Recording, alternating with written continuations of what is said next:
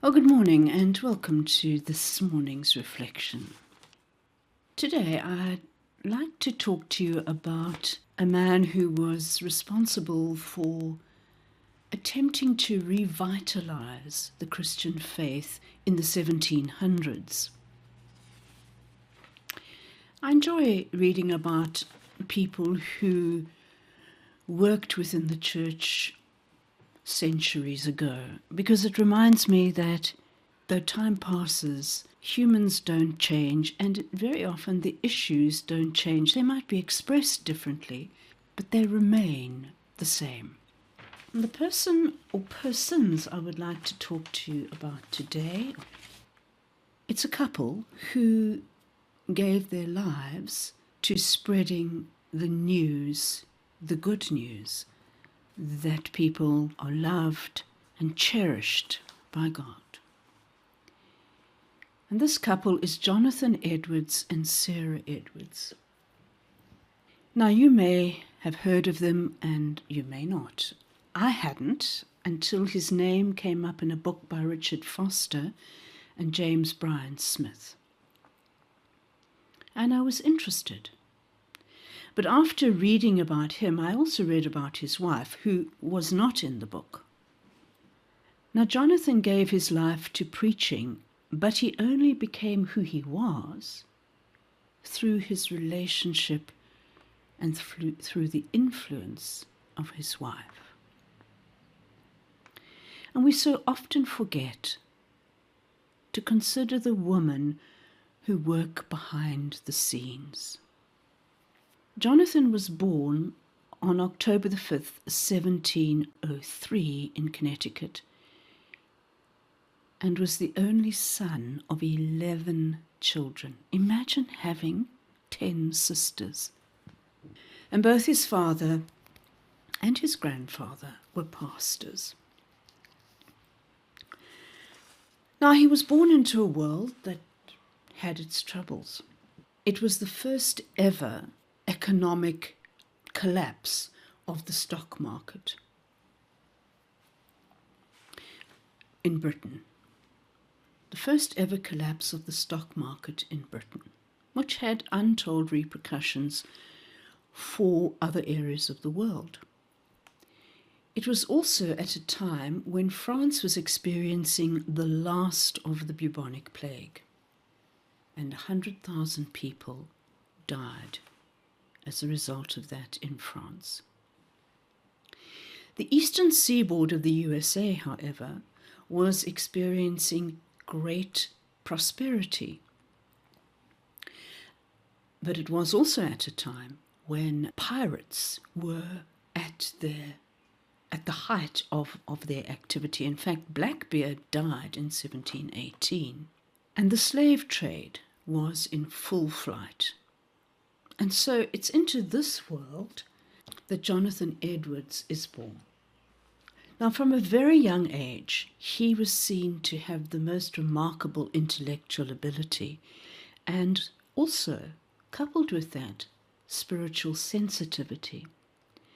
And at the age of 13, he went to Yale University, which in fact was started by his wife-to-be's father. He studied theology and philosophy and classical languages. And he graduated valedictorian in 1720 and earned a master's degree in 1722. And then he went off to Northampton to help his grandfather run a congregational church in Northampton, Massachusetts, which was one of the largest and most influential churches in that area. Now, his wife Sarah was born in 1710, and she was also born in Connecticut. She was educated at home, but better educated than most women of her era. And she met Jonathan when she was 13 and he was 20. She was spiritually very open and often had ecstatic spiritual experiences similar to those which you might read about if you read about the life of Teresa of Avila. So it was she who helped to broaden his understanding of a personal relationship with God, and not just an intellectual relationship, not just a relationship of the head, but also a relationship of the heart. In 1729, Jonathan's grandfather died, and he took over the pastorate of the church in Northampton. And in that time, churches were in spiritual decline. People attended church regularly, but had very little conviction and did not experience any transformation. And he wanted to revive authentic Christian experience. He and Sarah had 11 children, the first in 1728 and the last in 1750. Now, Sarah tells an interesting story that the first 4 children were all born on a Sunday. And she said that at that time, people believed that a child was born on the day upon which they were conceived. And so the fact that their children were born on a Sunday was particularly frowned upon and created a degree of embarrassment for them. He was a very good father in that he spent an hour each day with the children, educating them, and he led the whole family in morning and evening devotions. He was himself very busy. He spent 13 hours a day writing and preparing sermons and writing books. What this did mean that Sarah was really a single parent. In many respects, she had to invest most of her time and energy in her children. And the children were taught to respect their parents. They always stood up when they came into a room.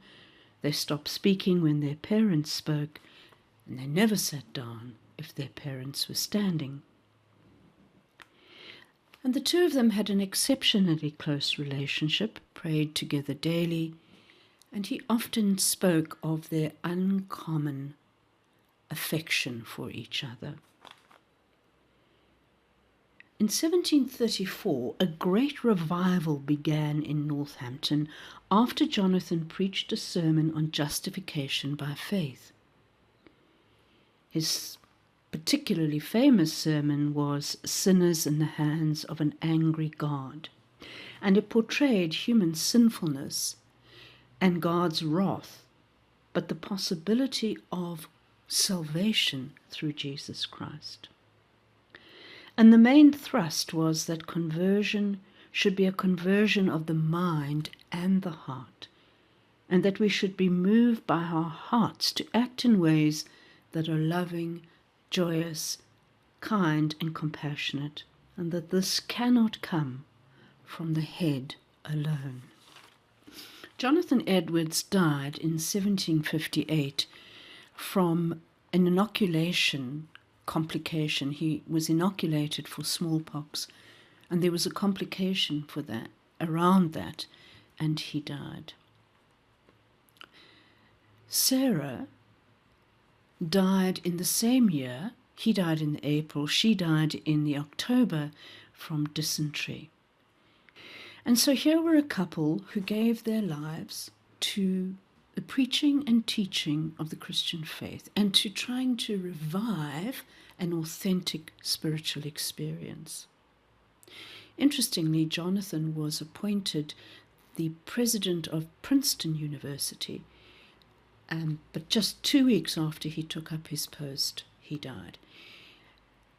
And so there was some deep tragedy in their lives and exceptional difficulties. Sarah herself was quite proud and determined to be the epitome of a good woman and a good wife and a good mother. And somewhere along the line in her life, she completely fell apart and went into a state of deep depression. as a result of her trying to do this on her own. And it was then that she came to realize that she needed to give herself and all of her deep anxieties and concerns to God. And so through their trials and tribulations, they worked to re-enliven the Christian faith. And I want to, during the course of this week, just touch on some of his teachings, which I found very interesting. I don't agree with everything that Jonathan Edwards stood for. He was a man of his times. But there is in his teachings an essence which might be helpful for us. And so through this week, we'll look at some aspects of his teaching. May you be blessed today as you spend the day in the presence of the one who loves you. Amen.